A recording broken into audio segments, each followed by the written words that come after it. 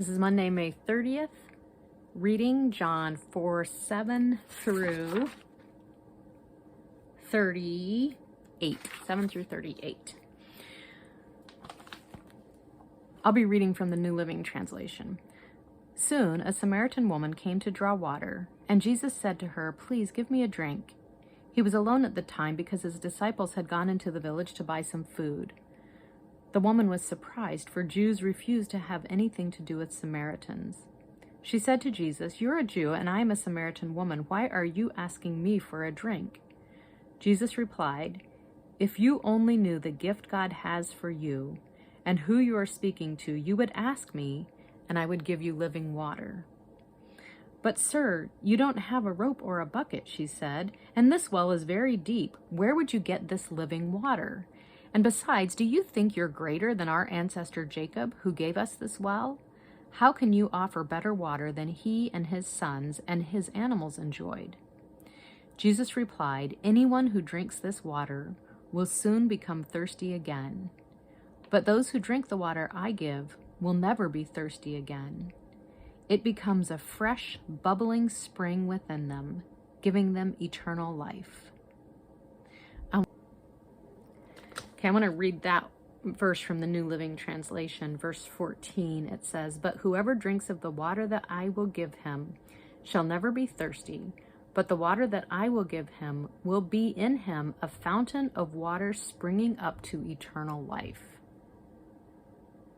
A fountain of water springing up to eternal life. Back to verse 15, New Living Translation. "Please, sir," the woman said, "give me this water. Then I will never be thirsty again, and I won't have to come here to get water." "Go and get your husband," Jesus told her. "I don't have a husband," the woman replied. Jesus said, "You're right. You don't have a husband, for you've had 5 husbands, and you aren't even married to the man you're living with now. You certainly spoke the truth." "Sir," the woman said, "you must be a prophet. So tell me, why is it that the Jews insist that Jerusalem is the only place we worship, while we Samaritans claim it is here on Mount Gerizim where our ancestors worshipped?" Jesus replied, "Believe me, dear woman, the time is coming when it will no longer matter whether you worship the Father on this mountain or in Jerusalem.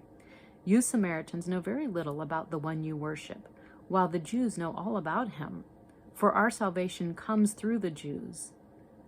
But the time is coming, indeed it's here now, when true worshipers will worship the Father in spirit and in truth. The Father is looking for those who will worship him in that way. For God is spirit, so those who worship him must worship in spirit and in truth." The woman said, "I know the Messiah is coming, the one who is called Christ. When he comes, he will explain everything to us." And Jesus told her, "I am the Messiah." Just then his disciples came back. They were shocked to find him talking to a woman, but none of them had the nerve to ask, "What do you want with her?" or "Why are you talking with her?" The woman left the water jar beside the well and ran back to the village, telling everyone, "Come and see a man who told me everything I ever did. Could he possibly be the Messiah?" So the people came streaming from the village to see him. Meanwhile, the disciples were urging Jesus, "Rabbi, eat something." But Jesus replied, "I have a kind of food you know nothing about." Love that. "Did someone bring him food while we were gone?" the disciples asked each other. Then Jesus explained, "My nourishment comes from doing the will of God who sent me, and from finishing his work. You know the saying, 4 months between planting and harvest, but I say, wake up and look around. The fields are already ripe for harvest. The harvesters are paid good wages, and the fruit they harvest is people brought to eternal life. What joy awaits both the planter and the harvester alike. You know the saying, one plants and another harvests, and it is true. I sent you to harvest where you didn't plant. Others had already done the work, and now you will get to gather the harvest.